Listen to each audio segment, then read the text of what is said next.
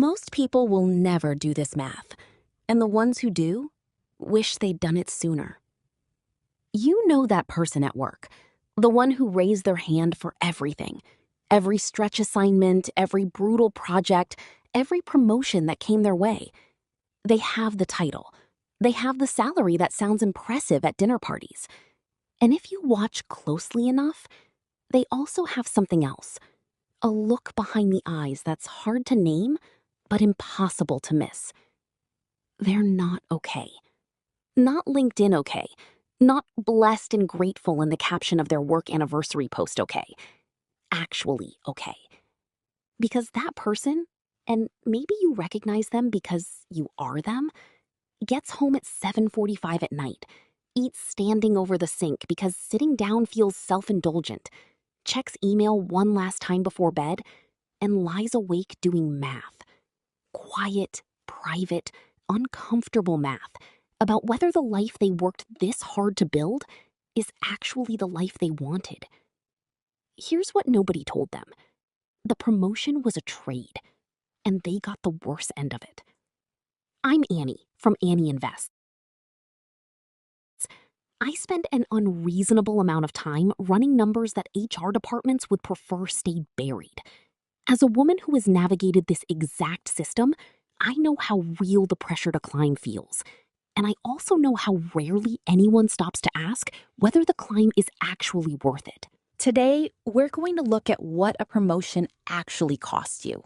In dollars, in hours, in options, and we're going to meet the people who said no thank you and ended up somewhere better, wealthier, and freer than the people who said yes to everything. The math is going to make you angry. It should. Let's start with the number that feels like winning. You get promoted from $80,000 to $110,000, a $30,000 raise. That's the kind of number you call your parents about, the kind that feels like confirmation that the sacrificed weekends were finally worth it. Here's what actually happens to it. At $80,000, your federal taxes and FICA run about $14,890. Take home, $65,110. At $110,000, that bill climbs to $23,785. Take home, $86,215. Before you see a single cent, nearly $9,000 of your raise goes straight to the federal government. Then your state remembers you exist. In California, add $2,790. In New York City, your combined marginal rate clears 41%. That $30,000 raise is now $17,500 in your actual pocket. We haven't hit the painful part yet. The painful part is called lifestyle inflation, and it is patient, invisible, and nearly automatic. Research shows the average person spends between 65 and 85 cents of every new dollar they earn. Not because they're reckless, but because the brain reads more income as permission. The slightly nicer apartment, the car upgrade, the restaurants that used to be a treat becoming just a Tuesday. A Lending Club report found 40% of Americans earning over $100,000 live paycheck to paycheck. Goldman Sachs found in 2025 that figure holds even at $500,000 a year. $500,000, still stretched thin. Let lifestyle inflation take 60% of your after-tax raise. Your $17,500 just became $7,000. Add commuting, lunches, work clothes, dry cleaning, between $4,000 and $12,000 a year in new costs. Add healthcare, which research shows runs 50% higher for people in high-stress roles. What's left of the $30,000 raise? Between $1,000 and $5,000 in genuinely investable money per year. A new title and maybe $83 a month. That's what they bought with more of your life. Now, here's the number that should be in every offer letter, but never is. Your effective hourly rate. A VP earning $130,000 looks comfortably ahead of the individual contributor at $90,000, until you divide by actual hours worked.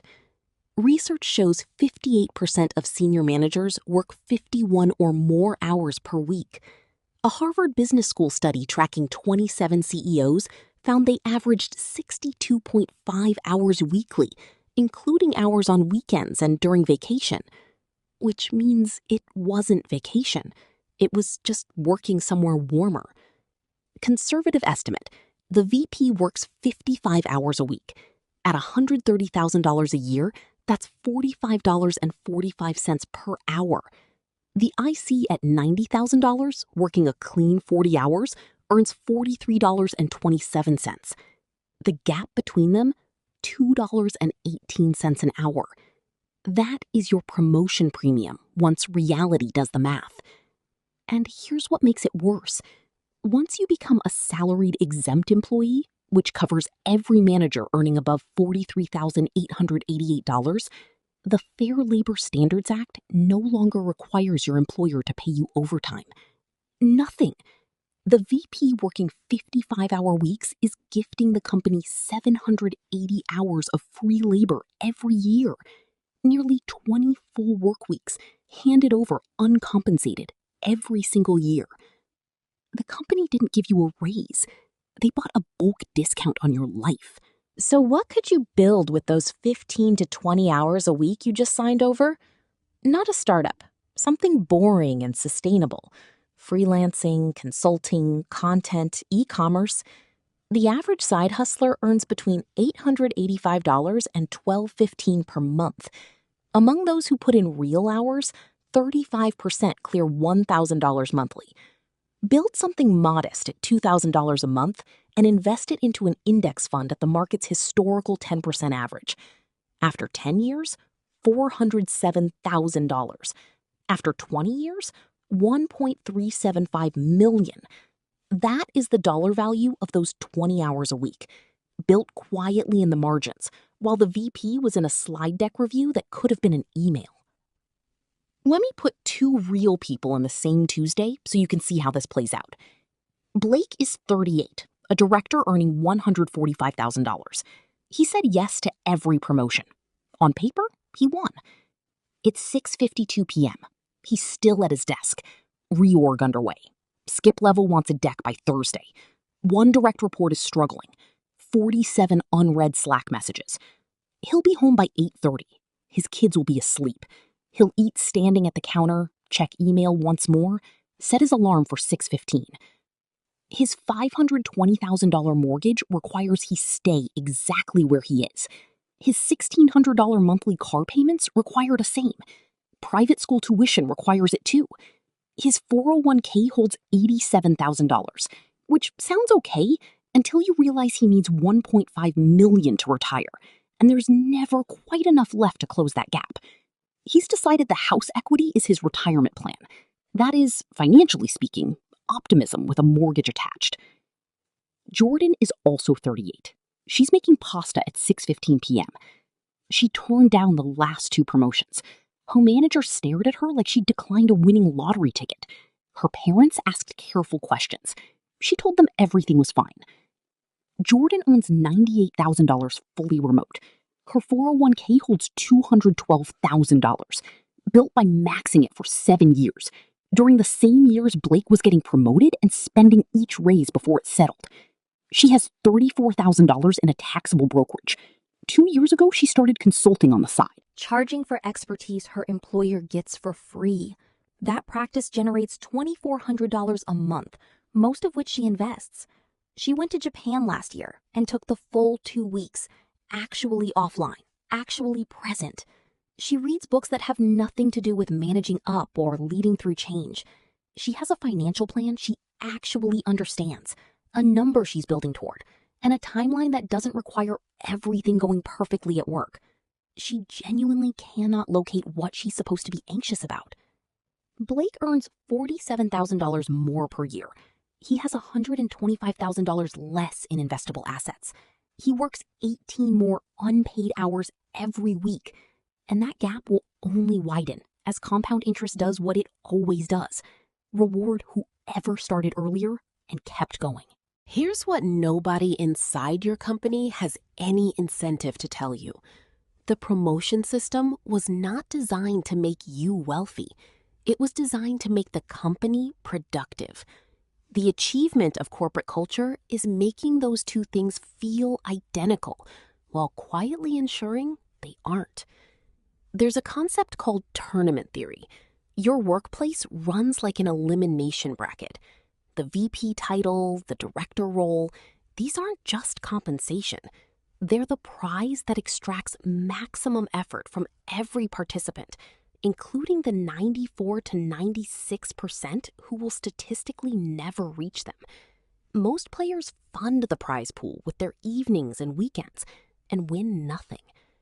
Only 4 to 6% of employees are promoted in a given year. In Q1 2024, tracking 68 million white-collar workers, ADP found a promotion rate of just 1.3%, the lowest in 5 years. And it's getting more brazen.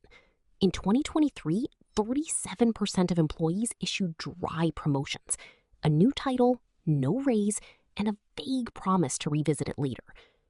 A Korn Ferry survey found 63% of employees would take a promotion without a raise over a raise without a promotion. Title over money. Companies read that data and act on it. They've learned they can pay you in status, and you'll thank them for it. Since 1979, worker productivity has grown 3.5 times faster than worker pay. Someone is capturing that value. It is not the person who just updated their email signature.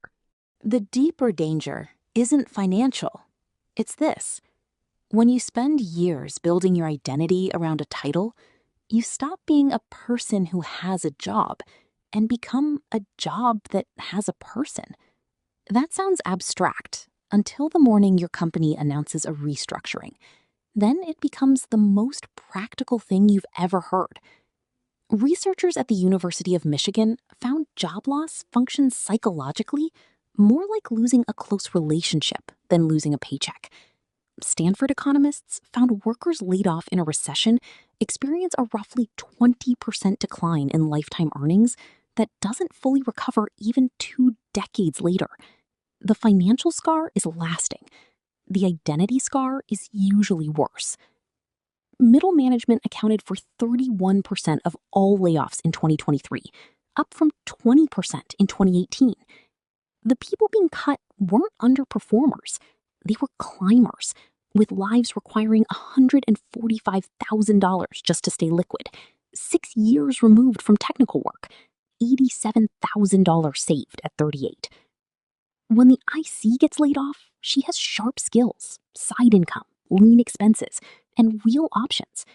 When the VP gets laid off, he has a mortgage calibrated to his old salary, a resume full of titles instead of capabilities, and a very complicated few months ahead.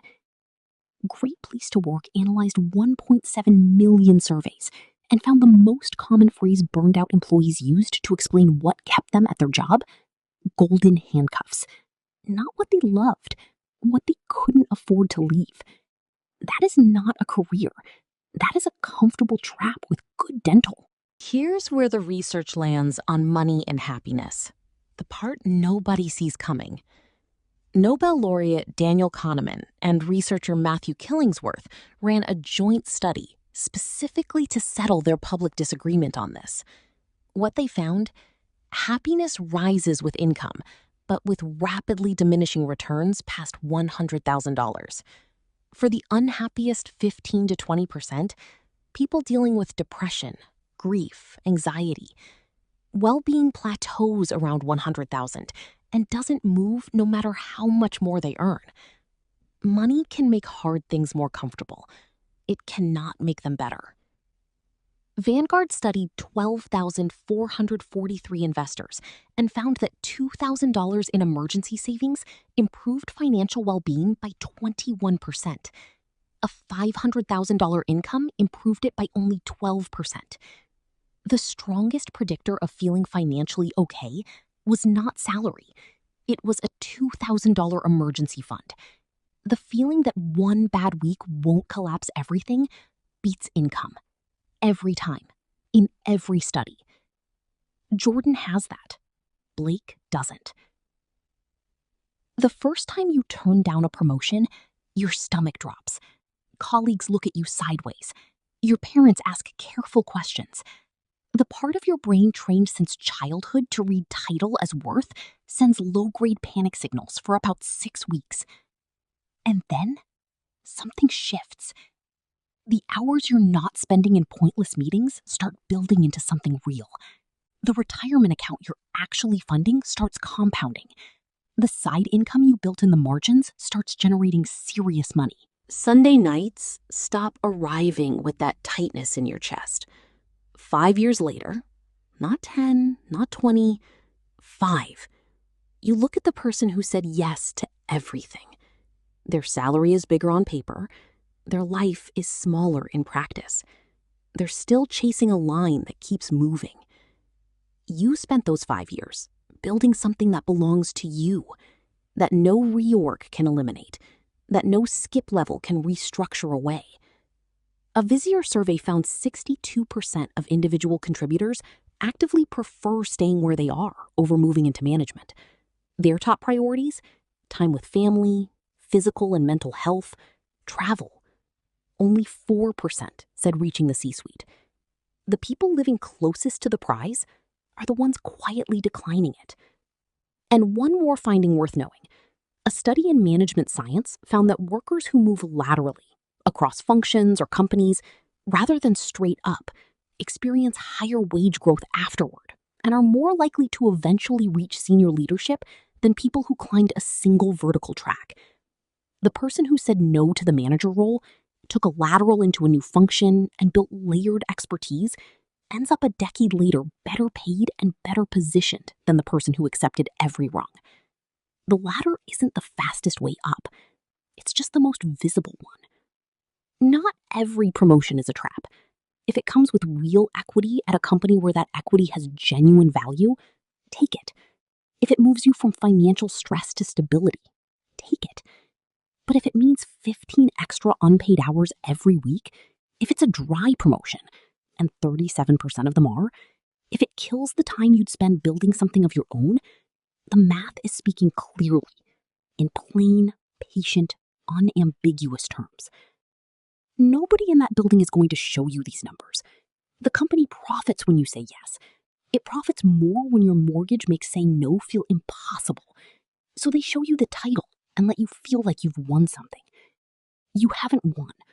You've just made yourself harder to lose. Go home at 5. Invest the difference. Let compounding do what your employer never will.